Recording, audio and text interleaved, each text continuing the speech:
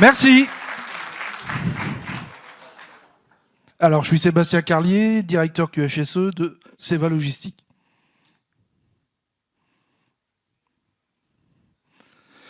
Allons-y. Alors, je vais vous faire un petit truc en 3 actes.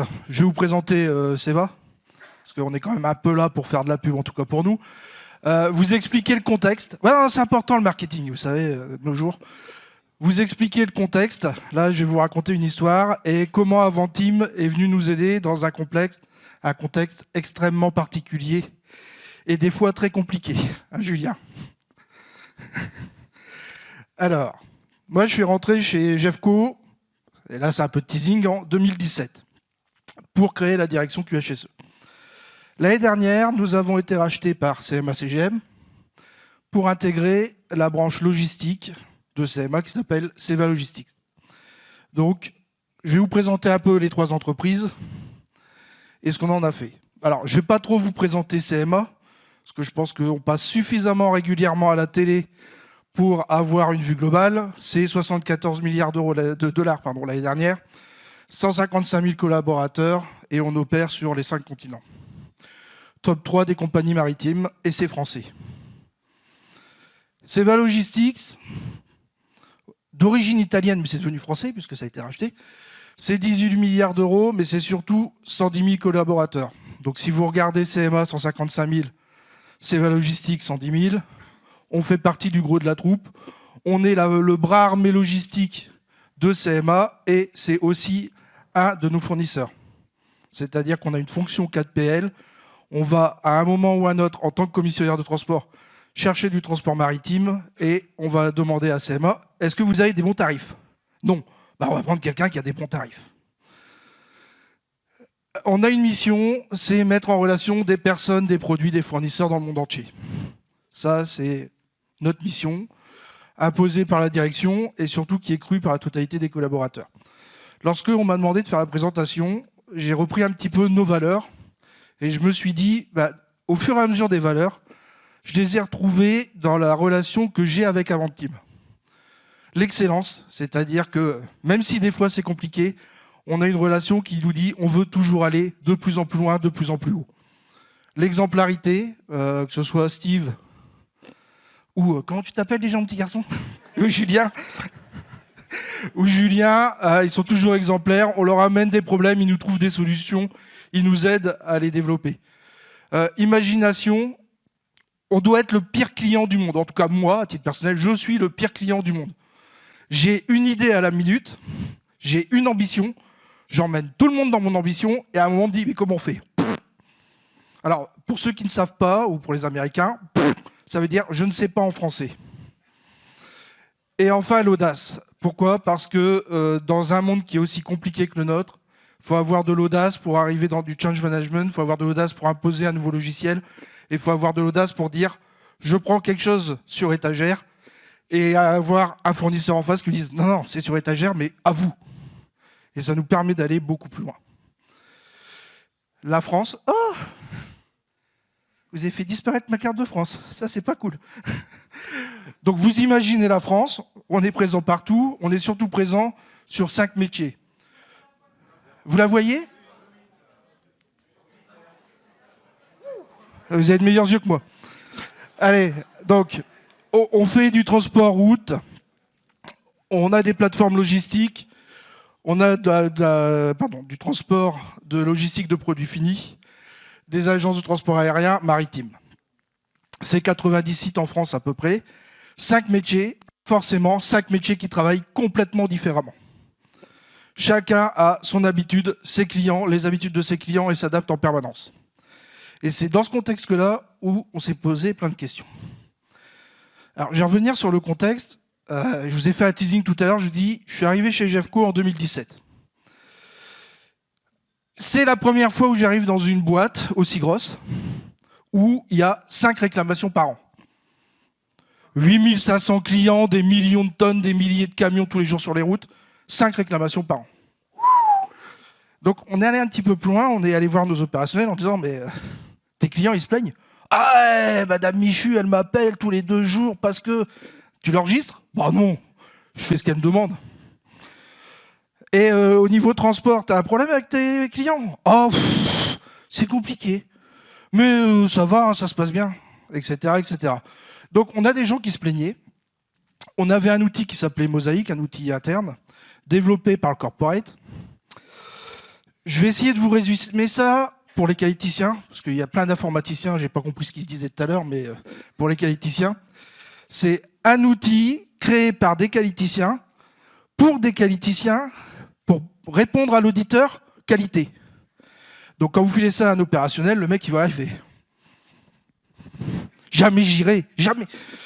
Donc on a des non-conformités, mineures, majeures, des réclamations, peu importe, tout tombe dans un seau. On sort quelques réclamations pour l'audit, parce que sinon on passe pour des crétins. Et on a nos commerciaux qui disent « mais moi je ne parle pas des problèmes de mes clients aux opérationnels. Quand j'y vais, je me fais engueuler. » Ce qui est à peu près logique. Donc quand on s'est rencontrés en 2019, on a expliqué notre problématique. Avant, il nous a dit « oh bah facile, on va vous installer des trucs. » Ok, mais comment on fait? Donc on est reparti. Mais ce que je vous présente là, c'est ce que j'ai présenté à l'ensemble de mes cadres fin 2019.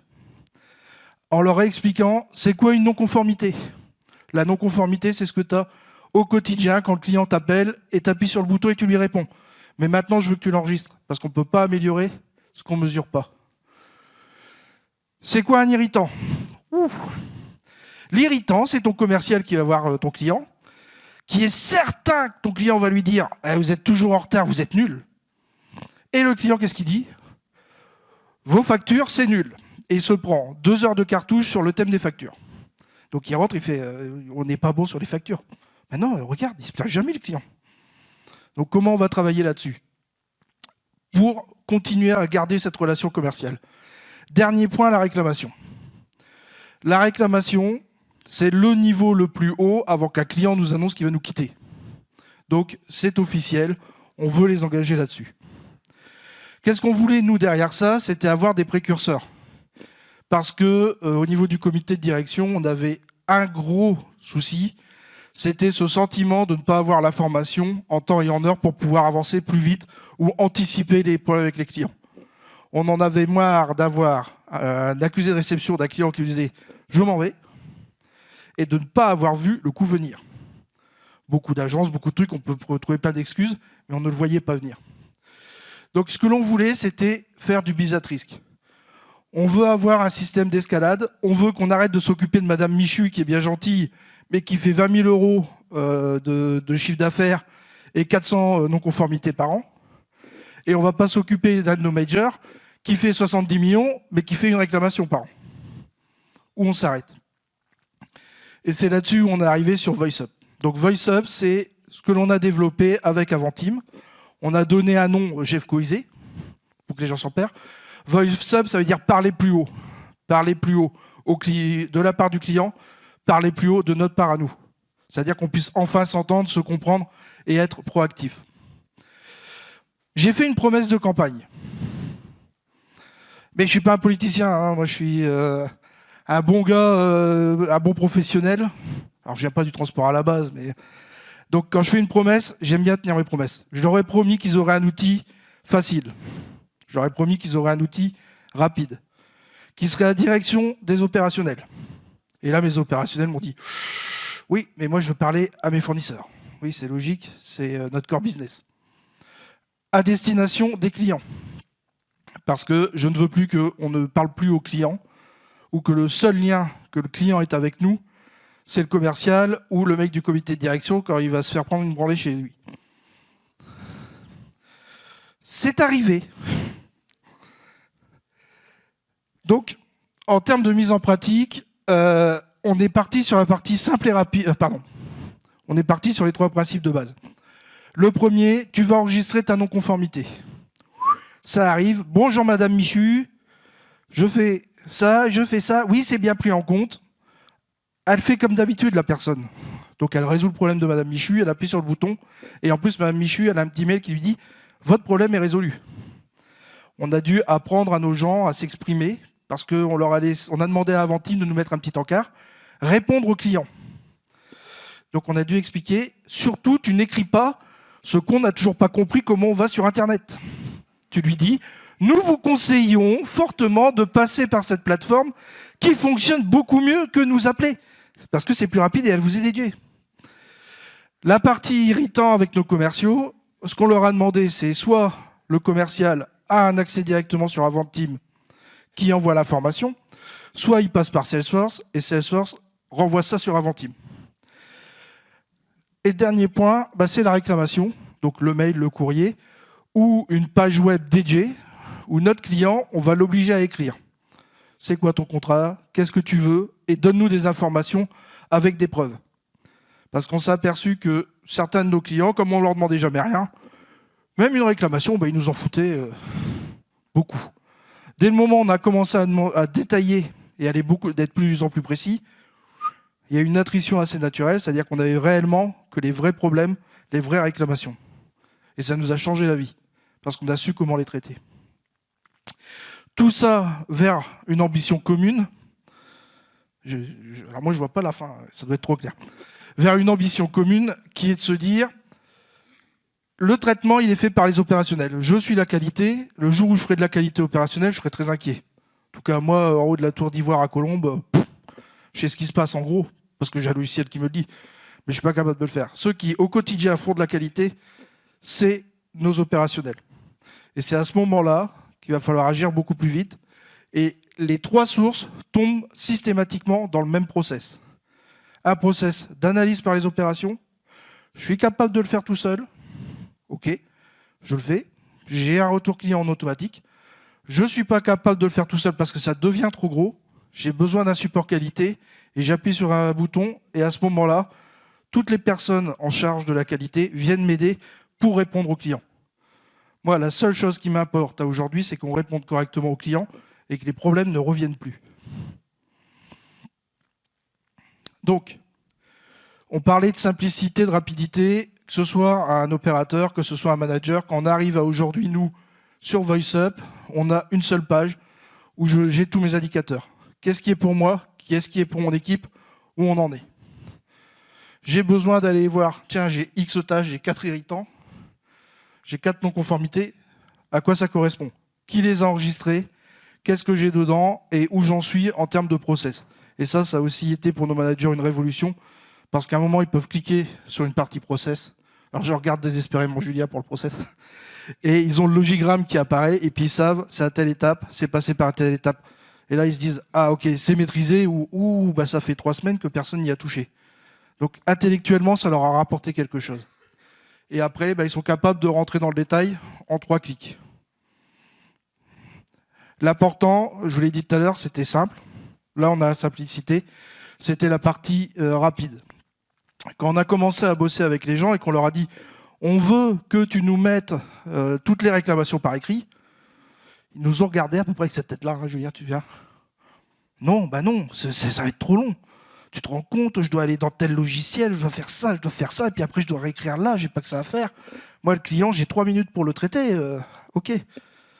Donc Julien nous a dit, mais nous on peut faire, hein. On fait copier toute votre ligne là, où il y a je ne sais plus combien de données. Vous faites coller là-dessus, drag and drop, et ça se remplit. Donc, 2 actions, 30 secondes. Copier, coller, go.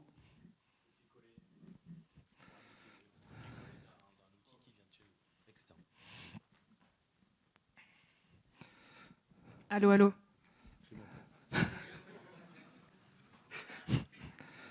C'était qui la dame en bleu? Donc, on a convaincu nos opérationnels de rentrer dans cette démarche parce qu'ils se sont dit, OK, je vais avoir une source qui va me permettre de voir ce qui se passe derrière et ça va vite. Je ne perds pas de temps. On en est réellement là. Quand on va à l'étape suivante, au niveau des différents tableaux, on a une grande confiance en Avanteam puisqu'on leur donne la totalité de notre base client et la totalité de notre chiffre d'affaires. Parce que quand on parle business à risque, moi j'ai besoin d'avoir une info immédiate. Donc j'ai besoin de savoir quel client me coûte autant de non-conformité, autant de réclamations et quel chiffre d'affaires j'ai en face de lui. Parce que j'aime bien Madame Michu, mais je préfère m'occuper de L'Oréal. À un moment ou à un autre, les enjeux sont différents. Je travaille côté véhicule pour BMW. J'ai une relation de confiance sur les véhicules avec BMW. Je travaille côté terrestre avec BMW sur les pièces rechange, pardon. Quelle relation j'ai si, parce que pour moi, pièces de rechange, c'est pas grand-chose BMW, si je flingue la relation de ce côté-là, quels seront les impacts de l'autre côté? De collègues que je vois jamais. Je sais qu'on est dans la même boîte, mais je les vois jamais. Donc cette relation-là, on en a besoin dans tout ce qui était business risk. Ensuite, on a des clients industriels. Comme tout client industriel, ils ont leurs habitudes. Lorsqu'on va voir nos opérationnels en disant va falloir faire un 5 pourquoi, va falloir faire un Ishikawa, et là, tous les informaticiens qui m'ont des termes que je ne connaissais pas, ils sont dans la merde. Je tiens à le dire, parce qu'ils ne connaissent pas ces termes-là. Et mes mecs non plus, hein, donc ça va. On commence à leur dire qu'est-ce que tu veux faire? Mais moi, je ne sais pas le faire. Donc on a dit à Julien, nos clients nous demandent ça. Qu'est-ce que tu peux faire pour nous aider? Sachant que chez nous, on ne va pas les rassembler pendant 14 heures dans une salle pour réfléchir à plein de trucs. Hein. Mais ils ont 95% des réponses. Donc on veut orienter les réponses. Donc ils nous ont proposé, dans le module analyse, tu veux faire un 8M, tu veux faire un 5P. Voilà tes questions. Et le mec répond bêtement et basiquement à toutes les questions. Et la magie s'opère, puisqu'une fois qu'ils ont tout rempli, le document est directement prêt pour le client avec le plan d'action. Et à chaque fois qu'on appuie sur le bouton « Enregistrer », il y a un mail qui part au client en disant « Cher client, comme je t'aime beaucoup, je te dis que nous sommes en train de penser à toi et qu'on travaille sur ton problème. » Vous savez, les petits mails, des fois, ils sont un peu agaçants en disant « Mais donnez-moi une solution plutôt que de travailler sur le problème. » Avant, on n'envoyait rien. Là, au fur et à mesure, ils ont systématiquement un retour. Et lorsqu'on est sur du gros client industriel, on a quelque chose de professionnel.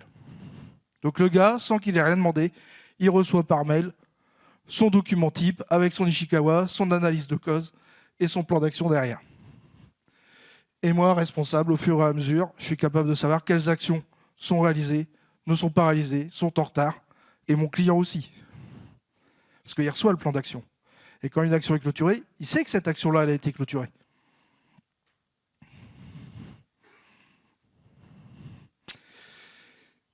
Et en termes de métier, je vous ai dit, il y a plein de choses. On a rajouté au fur et à mesure du temps, parce que avant Team, c'est un peu comme SAP. On achète un truc à la base, puis au fur et à mesure, on en rajoute. Ça veut dire que ça marche, hein, sinon ça ne serait pas très intéressant. Donc on a les litiges. Alors si vous voulez, chez nous, les litiges, ça doit être comme dans certaines boîtes. Vous êtes client, vous recevez un produit qui est défectueux ou manquant. Vous dites, à minima, vous me remboursez. Idéalement, vous me remboursez et vous m'envoyez le colis. Donc, on est obligé de les suivre. Après, il y a des fois où nos clients sont de très bonne foi et ils ont raison. Donc, on va regarder où le colis a été détérioré. Il y a des fois, ils sont un petit peu de moins bonne foi et on leur dit, mais monsieur, voilà comment ça s'est passé. Nous, on sait que ce n'est pas chez nous. Voyez chez vous. Et il y a toujours un aspect financier. Donc là-dessus, on avait besoin d'avoir ce suivi client extrêmement précis sur combien on a engagé d'argent, combien sont passés par l'assurance, comment on est capable de les détecter. Je vais vous donner un exemple très concret, sans citer de nom. On a un client qui fait du vin, du côté de Bordeaux. Premier client de l'agence de Bordeaux. Sur le papier, très bonne rentabilité, très gros volume, gros chiffre d'affaires. Le chef d'agence était heureux. On n'améliore pas ce qu'on ne mesure pas, ou en tout cas, on ne voit pas les problèmes quand on ne les mesure pas. On a commencé à arriver sur les litiges. Les cartons des clients, c'était du carton bas coût. Donc, au moindre choc, on cassait une bouteille. Ou deux, ou trois. Et les litiges commençaient à arriver. C'était chez nous, c'était chez le transporteur, enfin donc chez nous. Ben, messieurs, vous devez payer, vous devez payer, vous devez payer. Donc, le premier client de mon agence était devenu son premier fournisseur. Parce que vu le pognon qu'on lâchait à notre client, c'était juste inimaginable. Grâce à ça, à un moment, on s'est dit, rapport, chiffre d'affaires, litige, vient de balayer la rentabilité globale du client. Donc, monsieur le directeur d'agence, tu es sur Bordeaux, tu transportes du vin, félicitations. Premier client de l'agence, félicitations. Ton compte de résultat, il est nul, parce que ton premier client te bouffe tout 6 mois après. On a mis 3 ans à le découvrir. Et derrière, on a fait sauter un directeur d'agence parce qu'il ne faisait pas son résultat.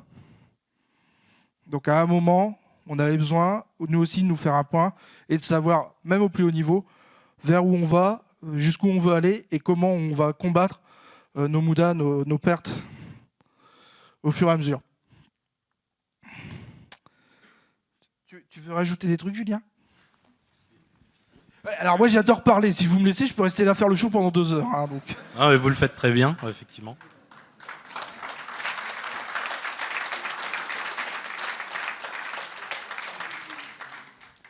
C'était plus sur la partie du remplissage du 8M, 5... Donc effectivement, on a mis plusieurs interfaces de saisie qui vont permettre par la suite de remplir le document qui va être envoyé automatiquement au client. Le poisson, non, l'arête de poisson, ça s'appelle, je ne sais plus.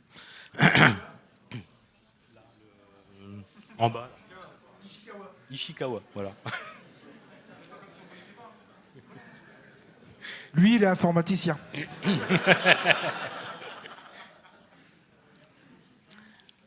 Donc voilà, donc c'est vrai que ça, c'était une fonctionnalité qui était pas mal attendue, qui a été pas mal appréciée, qu'on a pu mettre en place assez rapidement finalement.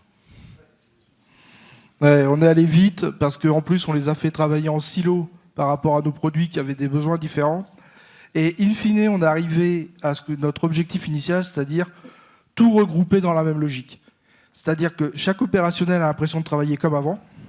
On lui a rajouté une contrainte parce qu'à un moment ou un autre, monsieur, ou madame, va falloir que tu fasses ça en plus. Le boulot a été facilité parce que 90% du temps, c'est du copier-coller. C'est quand même une grande aide. Et derrière, quand on leur demande de faire des analyses, ça tombe directement prêt à partir chez le client. Pour vous donner un exemple là-dessus, très rapidement, lorsque un client nous demandait un 8D, on le faisait à la ramasse, c'est-à-dire il vient demain, il va falloir que je m'y mette. Les équipes opérationnelles arrêtaient tout ce qu'elles faisaient pendant 1, 2, 3 heures pour pouvoir remplir le document, avec forcément à un moment ou à un autre, le peu qu'on ait un gars qui connaisse le métier en face, il fait une analyse rapide et disent « Oui, mais là, c'est pas vrai. Mais t'es jamais venu sur notre site ?»« Oui, mais je sais lire un document, ça, c'est pas vrai. » Là, le fait de le faire au fur et à mesure, de le faire au moment où c'est le plus frais, on récupère toutes les données et on va beaucoup plus loin.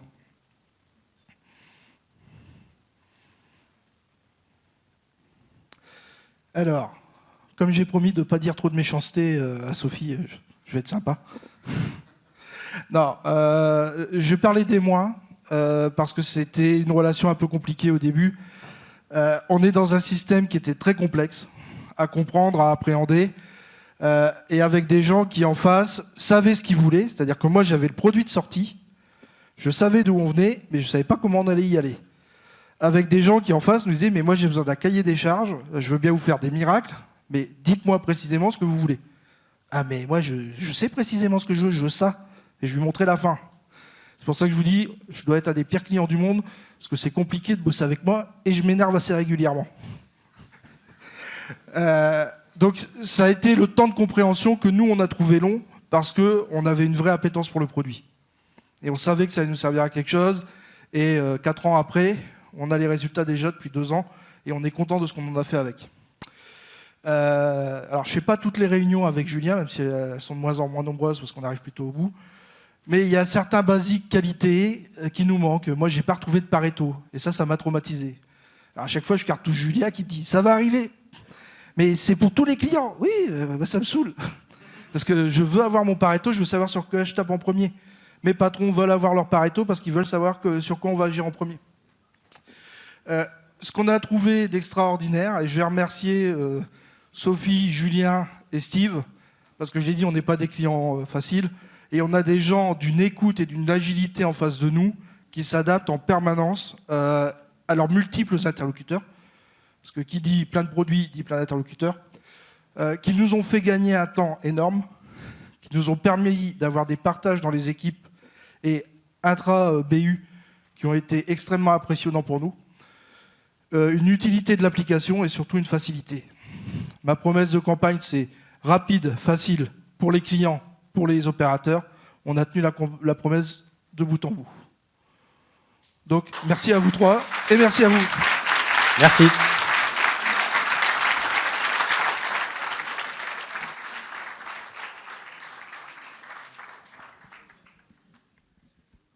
Alors, est-ce qu'il Vous avez des questions? Est-ce qu'il y a des questions, même si on n'a plus beaucoup de temps, mais bon, quand même. Comment? Hein? Je savais qu'effectivement, tu occuperais tout le temps, mais merci encore, Sébastien, pour ton travail, et clairement, Julien, pour le tien aussi, parce que c'est un bon boulot réalisé. C'était pas évident. Mais je pense qu'il n'y a pas de questions. Bon, il sera avec nous toute la journée, Sébastien.